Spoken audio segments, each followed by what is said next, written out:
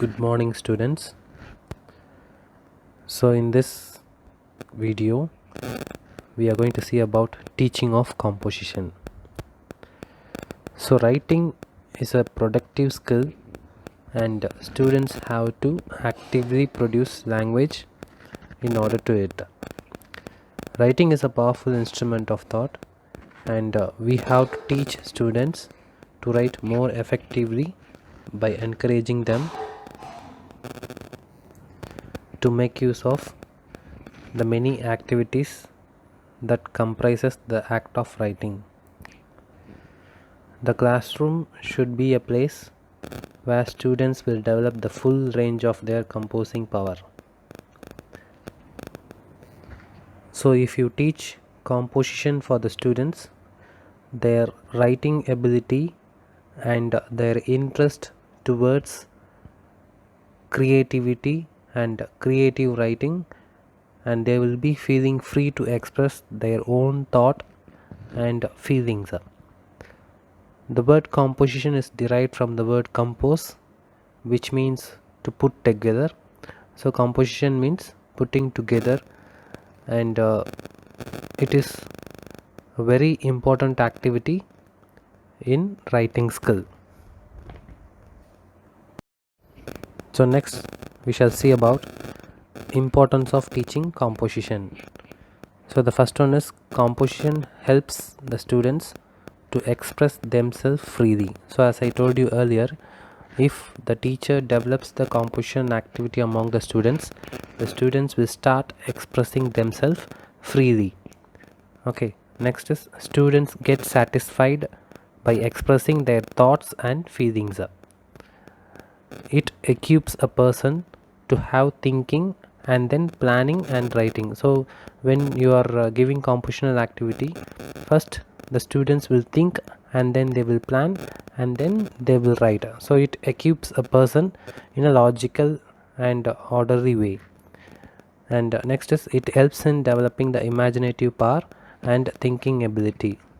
And composition works helps the students to have mastery over writing skill, which will be much helpful for them in the future in the field of trade, industry and education. So when you teach composition, the students can use it in any part of their life.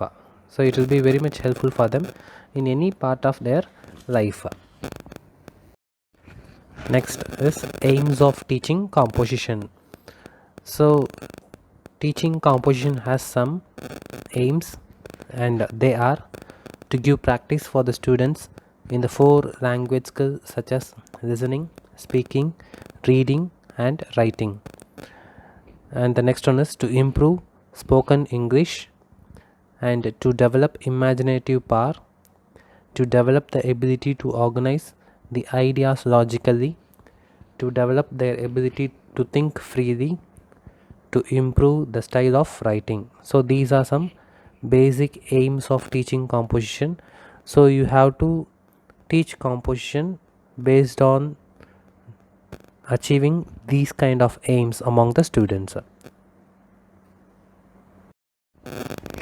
Next is types of composition. English composition occupies a very important place in the learning of English. There are 3 types of composition such as controlled composition, guided composition and free composition. So the teacher has to plan the teaching of composition step by step. So they should start from controlled composition and then guided composition, and at the end the teacher should give free composition for the students.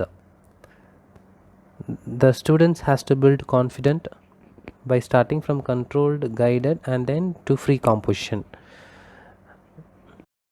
The compositional activities should start with more controlled activities and move to less teacher controlled one.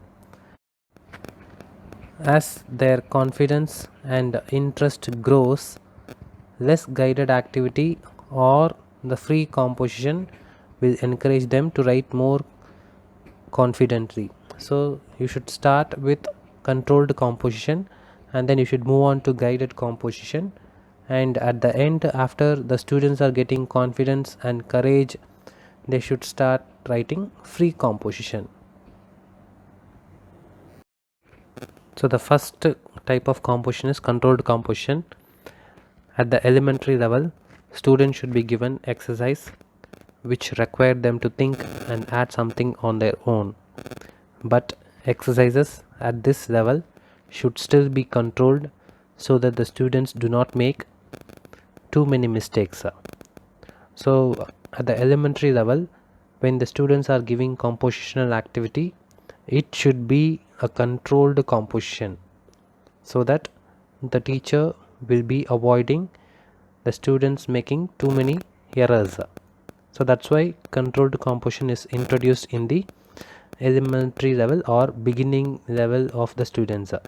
So some of the activities which can be given in controlled composition are copying correct sentences, matching beginning and the ending statement, substitution drills, and sequencing the jumbled words.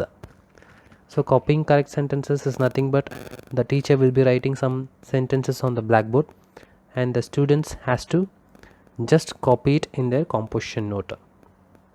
And matching the beginning and ending sentence means, so two columns will be there, and part A and part B, and the students has to, it is a kind of match the following, half of the sentence will be in part A and remaining half of the sentence will be in part B. So the student has to correctly match the sentence. So it is obviously a controlled composition, so that the students will not commit any kind of error, spelling mistake, anything. They just match it and write it in their composition note. And then substitution drill can be given in controlled composition. You know what is substitution drill. And sequencing jumbled words. So some stories will be given in a jumbled format and you have to arrange it logically and correctly. So these are some of the activities which can be given in controlled composition. The next type of composition is guided composition. In guided composition, the role of the teacher is to be a guide. The teacher gives them guidance by the way of asking questions, by showing pictures or giving some clues, etc. The various activities which can be given in guided compositions are gap filling sentences, changing sentences, completing sentences, and parallel sentences. So gap filling sentences means it will be a kind of fill in the blanks, and you have to fill the blank with a proper word, which can be a noun, which can be a verb, or whatever it is. So gap filling sentences is nothing but it is a kind of fill in the blanks. And next is changing sentences. So changing sentences is the students are asked to make some changes in the grammatical structure of the sentence. For example, I like reading short stories. That is a sentence. I like reading short stories. That sentence can be changed as my sister likes reading short stories. My sister likes reading short stories. So like that you can change the sentence. I like reading short stories can be changed into my sister does not like to read short stories. Like that you can also change a positive sentence into negative sentence. So that is changing sentences. Next is completing sentences. Again, for example, half of the sentence will be there and remaining half of the sentence you have to fill it. For example, my father is a doctor, my father is an engineer. So my father will be there and you have to complete the sentence. My father is a good human being, my father is a lovable person, my father is a very strict person. So like that you can complete the sentence with your own words. And the next one is parallel sentences. Parallel sentences is nothing but a kind of sentence will be given and you have to frame sentences which is based on that sentence. For example, so my name is Ravi Shankar, that is a sentence. So you should write your name. So you can write my name is Satish or my name is Vishwa, whatever it is. So that is parallel sentence. A sentence will be given for you and you have to write your sentence based on the particular sentence which is given for you. So these are some of the activities which can be given in guided composition. The teacher will be there to guide the student so that the students will not make any kind of mistake. Even if the students are making mistake, the teacher is there to correct them and guide them. Okay, next one is free composition. So as soon as the students have mastered the basic skill of sentence writing, they need to progress beyond controlled and guided writing exercises to free paragraph and essay writing. So after getting a mastery or some idea about writing composition, so the students are how to uh, expose in free composition. So this is the composition in which the learners express their ideas freely without controlling. So in this type of composition, the students are given full freedom to write on their own by expressing their ideas, thoughts and feelings freely without any control. So the language is not used in a controlled manner by the learner, and some of the compositional activities which are given in free composition are writing based on a text, paragraph writing, letter writing and essay writing. So writing based on a text means the students will be given a short text as a model, and they have to read that particular text and then they should write a paragraph in a similar way with some changes on their own. For example, a student can be asked to read a paragraph from a magazine, and they have to write about what they have studied in that particular magazine. For example, to be simple, for another example, a student can be given some of the college diary, and then they can write about the starting of the college or introduction about the college, like that. So they should be given a particular text and they should be asked to read that particular text, and after reading that particular text they should write on their own. So that is writing based on a text. Next is paragraph writing. Paragraph writing is the teacher asks the students to write a paragraph on a particular topic. The topic can be a common one or a topic which is in the book. So the students should write a paragraph on that particular topic, and it should have a title, and all the other sentences should be related to the title. So paragraph writing means they will be given a heading, and the students are supposed to write a paragraph on that heading. And the next one is letter writing. Letter writing, you know very well. So we are writing letter since 6th standard or 5th standard or whatever it is. So there are different types of letter: formal letter and informal letter. So we have been taught how to write a formal letter and informal letter in our primary or upper primary classes, and till 12th standard we are writing letters. Even now we are writing letters. Then the last one is essay writing. So the teacher will be giving instructions regarding writing an essay, and the teacher will be giving guidelines or how to write an essay. Some informations will be given for the students, and after receiving all those information, the students are supposed to write an essay. Okay, so these are some of the activities which can be given in free composition. So at free composition, the learners are in a position to develop composition without any guidance. So no guidance will be given by the teacher, and they are 100% free to write whatever comes to their mind. Next we will see about stages of teaching composition. So there are different stages in teaching composition, like pre-composition stage, oral composition stage. Under oral composition we have oral development of the composition by the teacher, and oral development of the composition by the student, and written composition, and the last is correction work. So actually pre-composition stage is nothing but it is the stage before teaching the actual composition, and some of the language items like vocabulary structures, those things will be taught earlier. For example, if you are going to teach writing composition on a topic like school, some certain vocabularies which are related to school and certain sentence structure which are related will be taught before the composition. So in pre-composition, the students are made ready to learn the composition. So they are made ready means physically as well as mentally they are prepared. So that is pre-composition stage. And in oral composition, the teacher will be explaining the composition orally to the student. And so again, in oral composition there are two stages: oral development by the teacher and oral development by the student. So in oral development by the teacher will be explaining how to write that particular composition, and the teacher will be explaining the rules and regulations, all those things.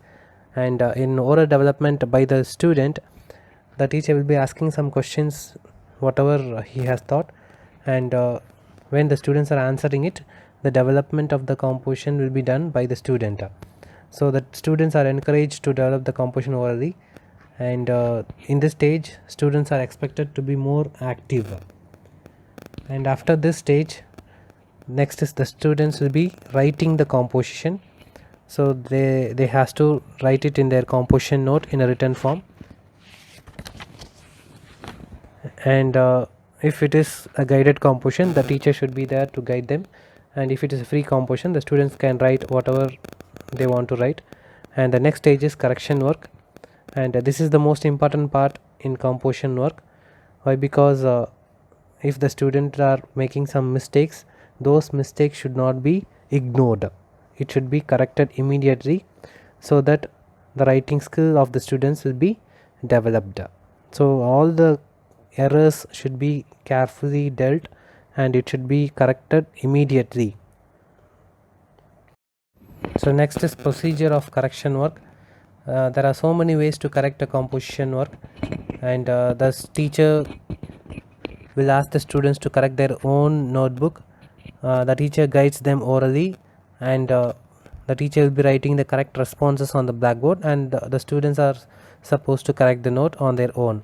So after this, the teacher checks all the note, and also the teacher gives some marks for the students based on the students' work. Next, the teacher can ask the students to exchange their notebook and to do the correction. So the first bench student can exchange their note with the second bench student. So likewise, the students can exchange their note among themselves, and they can do some correction. Again, the teacher will write their correct responses or correct composition on the blackboard. The student should correct it based on the teacher's answer.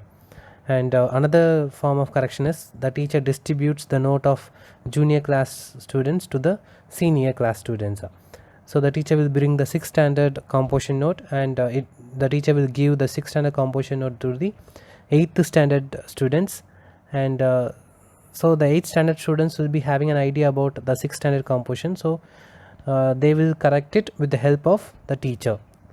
And another type of correction is the teacher can indicate where the students have made some common error and encourage them to correct it on their own. Again, this is a way of correcting composition. The teacher will be orally explaining what are the areas where the students will be making mistakes, and you have to find out such errors and spot it to them. And there are some symbols which are used in correcting composition, like if the student is making some spelling mistake, it will be denoted as SP, and if the student is making some pronunciation mistake, it will be noted at like a P, and if the student is making some grammatical mistake, it can be pointed out like G. Tense form is T, doubtful question mark, and a new paragraph is NP. So there are so many symbols which are used in correcting composition work. These are few symbols which I have noted down for you, and there are so many symbols. So in such ways you can correct the composition note. So we have seen teaching of composition, types of composition, and stages of composition. And teaching is an art, and teaching of a language is a skill. So teaching composition is a very important activity which should not be left out by the teacher. In teaching composition, the teacher should be effective, efficient, and creative. So then only the composition activity will be interesting for the student.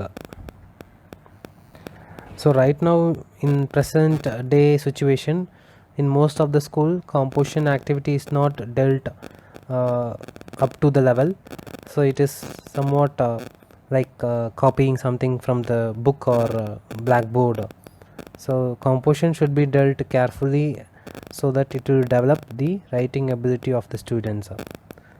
So with this, I have told you about teaching of composition, and if you are having any doubt, you can post some comments.